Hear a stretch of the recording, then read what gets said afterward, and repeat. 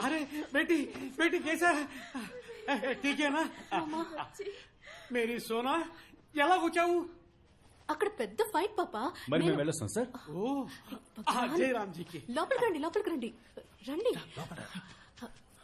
ఈయన వాళ్ళ దగ్గర నుంచి నన్ను కాపాడారు శుక్రియా బేటా శుక్రియా చాలా సంతోషం ప్లీజ్ బయటో అరే బయటో నా కూర్చో ఆజా బేటా आओ सोना तुम भी बैठो तो हो ना हाँ मामा मैं ठीक हूँ అరే చెప్పమ్మా నిన్ను ఎవరు ఎక్కడి నుంచి కిడ్నాప్ చేశారు బ్యూటీ పార్లర్ నుంచి బయటకు వచ్చేటప్పుడు ఒక వ్యాన్ లోకి తోసి ముక్కు మీద క్లోరోఫామ్ పెట్టారు పాపా బాపురే బాప్ వాళ్ళ ముఖం చూసావా చూడలేదు కానీ వాడి వాయిస్ మాత్రం నాకు మర్చిపోలేనంతగా గుర్తుంది ఆ తర్వాత ఈయనొచ్చి ఆహా నీ పేరు చెప్పనే లేదే సార్ సింహం సింహమా హీరో అరే హీరో సింహం వీడు నా ఫ్రెండ్ బాస్ వాసువా అసలు మాట్లాడమే లేదు బేటా వింటా నీ మాట నేను ఇలాగ కామెడీగా మాట్లాడుతుంటా అరే కుछ खाने के लिए लाओ అదే కుదరదు అరే వెయిట్ మీరు తినే వెళ్ళాలి ప్లీజ్ ఏక్ మినిట్ ఫోన్ ఆయా ఓకే సెట్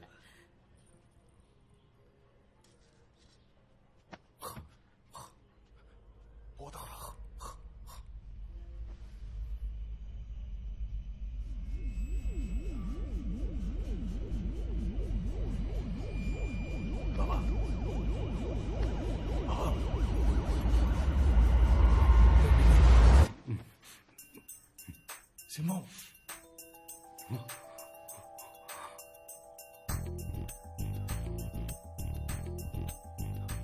సీట్ ఇంట్లో మనమేం చేస్తున్నావురా అక్కడెవరున్నారు ఎక్కడ్రా థియేటర్లో అక్కడేగా అమ్మాయి ఉంది అమ్మాయి అక్కడ కాదురా ఇక్కడే ఉందిరా అమ్మాయి ఎక్కడుందా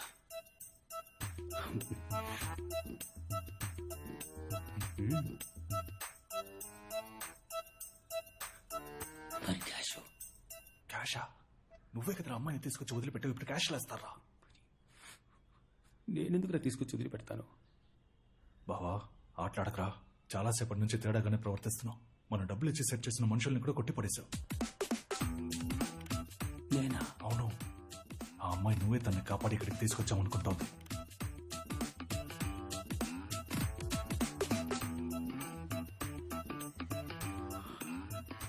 నాకేమీ జ్ఞాపకం లేదురా బావా నాకెందుకో ఆ మంగళం నీ తల మీద బాటిల్తో కొట్టాడు కదా ఆ రాత్రి నుంచి నీకేదో అయిందనుకుంటా కొట్టానంటే క్రాక్ అంటున్నావా నన్ను పొరా క్రాక్ ఈ సినిమాల్లో హీరోలు ఉంటారు చూడు చాలా మంచోళ్ళుగా అంత మంచోడుగా ఉన్నావు ఇప్పుడు కన్ను ఇలా కొట్టుకుంది నువ్వు ఎప్పట్లా మారిపోయావు ఎప్పట్లా అంటే నువ్వు నార్మల్ అయిపోయావు బావా ठीक है अरे अरे बैठो जी आप भी बैठो जी మీరు నా బేటీని కాపాడారు మీకు ఏ హెల్ప్ కావాలని అడగండి ఈ సెటు మీకు చేస్తాడు లేదు ఒక మ్యాటర్ మాట్లాడేద్దాం సెటు మన ఏరియాలో ఎలక్షన్స్ వస్తున్నాయి నేను కార్పొరేటర్ గా నుంచుంటున్నా వావ్ మీలాంటి బంగారం మనుషులు వాళ్ళు నించోవాలి అదే సెటు కొంచెం డబ్బు ఖర్చు అవుద్ది డబ్బు ఎంత ఖర్చు అవుతుంది ఒక 50 లక్షలు ఖర్చు అవుద్ది ఇచ్చి హెల్ప్ చేస్తే బాగుంటుంది అరే బాప్ రే బాప్ 50 lakhs డాక్యుమెంట్స్ ఏమైనా ఉన్నాయా అరే డోంట్ వరీ బేటా పాప రెడ్యూస్ చేస్తాను ఇంట్రెస్ట్ లో బాగా రెడ్యూస్ చేస్తాను సేటు నా దగ్గర డాక్యుమెంట్ ఉంటే నిన్నెందుకు హెల్ప్ చేయమంటాను అరే 50 లక్షలు పెద్ద అమౌంట్ బేటా డాక్యుమెంట్ ఇచ్చినా సేట్జీ డబ్బు ఇస్తున్నాడు కదా ఆ భగవాన్ కి అందుకు ధన్యవాద్ చెప్పు చుప్ రహో బేటే డబ్బు తప్ప ఈ సేట్జీని ఇంకేం కావాలని అడగండి చేస్తాడు ఎలక్షన్ లో నుంచుంటున్నా కుటుంబం అంతా వచ్చి నాకే ఓటేయండి శుక్రియా అది సేట్జీ ఫ్రీగా చేస్తాడా ఏక్ మినిట్ లడ్డూ కావో ప్యూర్ ఘీ ఆప్ భీ కావోనా బాబా నిజంగా నేనే తనని కాపాడాను నేను చేసిన పర్ఫార్మెన్స్ కి క్యాష్ లడ్డులా ఈ పాటికి చేతికి అందేదిరా అంతా పాడు చేసి నేను చేశానని అడుగుతున్నా రేయ్ నువ్వు నేను కుక్కలా తిరిగాను డబ్బు కోసం ఆ తర్వాత ఈ కిడ్నాప్ ప్లాన్ వేశాం మరి నేనేందుకు పాడు చేస్తాను రా ఓ అయితే నేను పాడు చేశానంటావా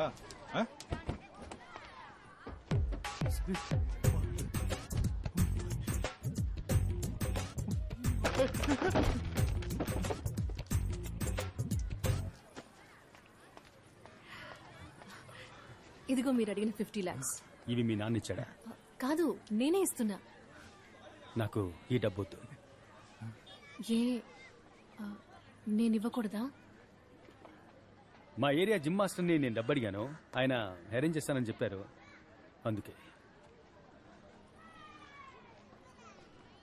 నేనెవరో తెలియక మీరు నన్ను కాపాడారు. ఎలక్షన్లో మీరు గనక గెలిస్తే ఇంకెంతమందికి మంచి చేస్తారు. మీకోసం నేను ఇంత డబ్బు అరేంజ్ చేయడానికి ఎంత కష్టపడ్డానో తెలుసా సింహం? అర్థమవుతోంది, కానీ మాట ఇచ్చేసానే, అదే ఆలోచిస్తున్నా. సరే పర్వాలేదులేండి. ఏమండి, ఒక నిమిషం. వాసు, ఆ డబ్బు తీసుకో, లెక్క రాసించు, తర్వాత మాస్టర్తో చెప్పు ప్రజా సంక్షేమానికి ఎప్పుడైనా డబ్బు కావాల్సి వస్తే అప్పుడు అడుగుతానని, సరేనా?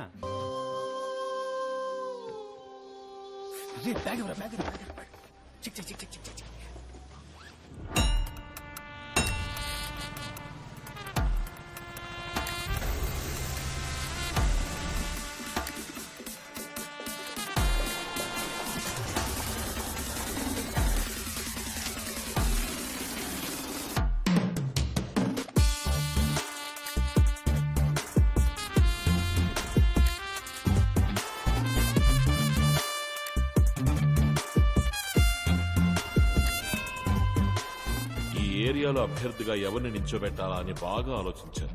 ఒక మంచి నాయకుడు తానుగా ముందుకు రాకూడదు, నేనే నాయకుడినని, కానీ స్పష్టంగా తెలియాలి వీడే నాయకుడు అని. ఒక అడవికి ఎవరు రాజు అని ఆలోచిస్తే సింహమే రాజు. ఈ రోజు వాడి ముద్దు ముద్దు మాటలు వినడానికి నేనే ఆతృతగా ఎదురు చూస్తున్నా. రా సింహం, పైకి రా.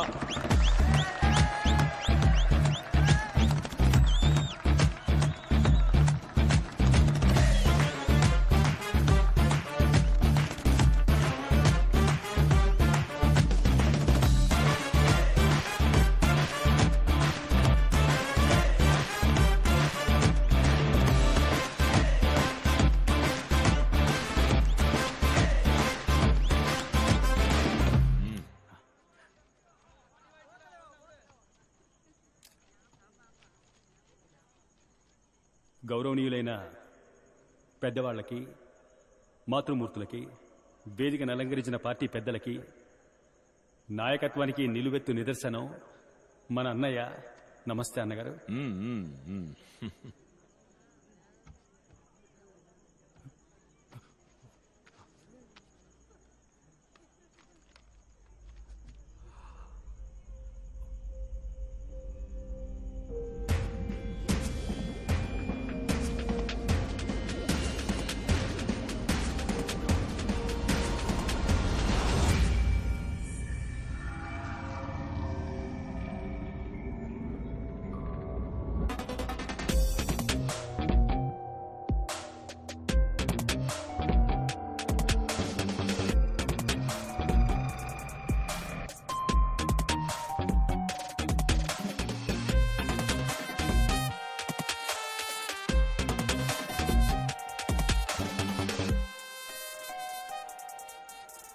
అందరికీ నమస్కారం. అన్నా నమస్తే అన్నా, బాగున్నారా? నేనే మన ఏరియాలో కార్పొరేటర్ పోస్టుకు నుంచోబోతున్నా. మన పార్టీ ఏమో 50 ఏళ్లకు పైగా రాజకీయాల్లో ఉంది, కానీ ఇన్నేళ్లుగా ఏది మారలేదు. పార్టీ గాని, పార్టీ జెండా గాని, పార్టీ చిహ్నం గాని, మన జీవితాలు గాని ఏ ఒక్కటి మారలేదు. కానీ అన్నగారి కుటుంబం మంచి మార్పు, మంచి అభివృద్ధి తరతరాలకి కదా అన్నగారు. 30 ఏళ్లు కాదు, ఇంకో 300 ఏళ్లైనా ఇక్కడ ఏది మారబోయేది లేదు. మనల్ని మారనివ్వరు వీళ్ళు. మనలో మార్పు రానివ్వకుండా మనల్ని జాగ్రత్తగా చూసుకుంటారు. ఎందుకంటే మనం ఎదిగితే అది వీళ్ళకి మంచిది కాదు. ఏంటి కోపమా? ఆవేశము విడిచి మూలకెళ్ళి నుంచోండి. మనం ఆశించే రాజకీయం వీళ్ళకి అర్థం కాదు, కానీ వీళ్ళు ఆచరించే రాజకీయం ఏమిటంటే ఓ ఇద్దరు కుల పెద్దల విగ్రహాల్ని ఆవిష్కరించి కులాల్ని కాపాడుకోవడం, మన ఏరియాలో ఉన్న వీధులకి వాళ్ళ పార్టీ నాయకుల పేర్లు పెట్టుకోవడం, అలా మన చెవుల్లో పువ్వులు పెట్టడం, 5 ఏళ్లకోసారి ఓట్లు అడుకోవడం. ఆ తర్వాత మనకేమైనా సమస్య వచ్చిందంటే, అంటే ఈ వరదలొచ్చాయి, తుఫాన్ వచ్చింది, తలదాచుకోవడానికి చోటు లేకపోతే వీళ్ళ దగ్గరికి వెళ్ళి చేతులు చాచాలి. అయ్యా ఏదో ఒకటి చేయండి అయ్యా, పిల్లా పాపలతో రోడ్డున పడ్డామని. వీళ్ళంతా దాన కర్ణులు కదా. ఏదో వీళ్ళ బాబు సొత్తు తీసుకొచ్చి మన చేతుల్లో పెడుతున్నట్టుగా మనం పప్పు ఉప్పు కొంటూ ఇచ్చిన పన్ను డబ్బుని వాళ్ళు మింగేయగా మిగిలింది మనకిస్తారు, అది కూడా కుక్కకు బిస్కెట్ వేసినట్టుగా. అది మనం ఏరుకొని వీళ్లకు దండాలు పెట్టాలి.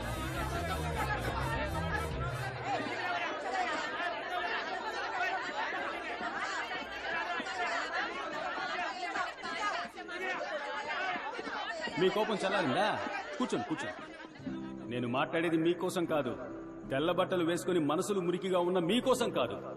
మిమ్మల్ని నమ్ముకుని మీ ఇంట్లో ఉన్నారే మీ పిల్లా పాపలు, రేపటి తరం, వాళ్ళ కోసం మాట్లాడుతున్నాను, అర్థం చేసుకోండి.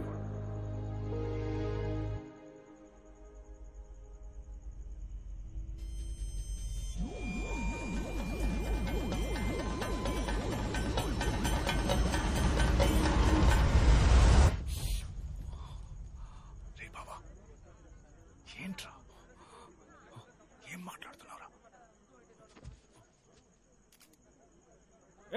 నేను ఇందాక నుంచి చూస్తూనే ఉన్నాను. ఏంటి వచ్చినప్పటి నుంచి అన్నగారి గురించి పార్టీ గురించి తప్పుగా మాట్లాడుతున్నావు? ఆధారం ఉందా నీ దగ్గర? నీకు టికెట్ ఇచ్చిన తర్వాత ఇది అవినీతి పార్టీ అయిపోయిందా?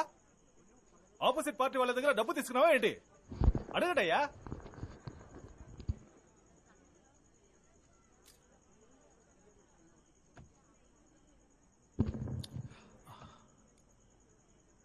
కాకికి గుడ్లగూబతో వైరం, గుడ్లగూబకి కాకితో వైరం. ఈ కాకికి గుడ్లగూబకు సెట్ అవ్వదంట. ఈ గుడ్లగూబ ఏం చేస్తుందంటే, రాత్రుళ్ళు కాకుల కళ్ళు కనిపించవు కదా, కాకి గుడ్లన్నీ గుడుకున మింగేస్తుంది. అదేవిధంగా ఈ కాకి ఏం చేస్తుంది, పగటిపూట గుడ్లగూబ గూటికి వెళ్లి అది పెట్టిన గుడ్లన్నిటినీ గుడుకున మింగేస్తుంది. ఇక్కడ అదే జరుగుతుంది. ఇదే చోట ప్రతిపక్ష నేతలు వచ్చి నా అన్నగారి గురించి ఇదే విధంగా చెప్పి మీ చెవుల్లో పువ్వులు పెడతారు. వాళ్ళేమేం ఊహించుకొని చెప్తారో అవన్నీ ఇందాక మీతో నేనే చెప్పాను.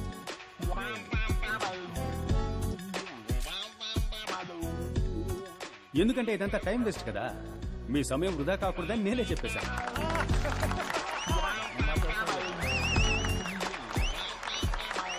పచ్చకామలు వచ్చినోడికి లోకమంతా పచ్చగా కనిపిస్తుందట.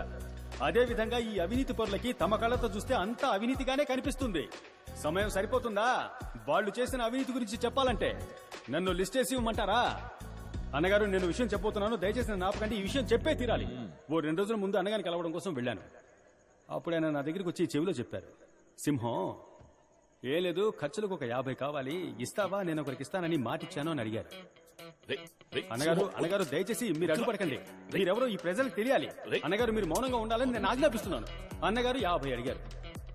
ఏంట్రా ఇది, అన్నగారు 50 అడిగారే, నా దగ్గర నిజంగా డబ్బు లేదు, ఏం చేయాలో కూడా అర్థం కాల.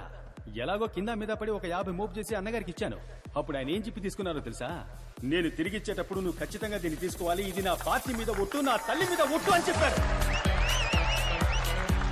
అప్పుడే పితికిన పాలు ఎంత స్వచ్ఛంగా ఉంటాయో నా అన్న మనసు గుణం అంతే స్వచ్ఛంగా ఉంటుంది.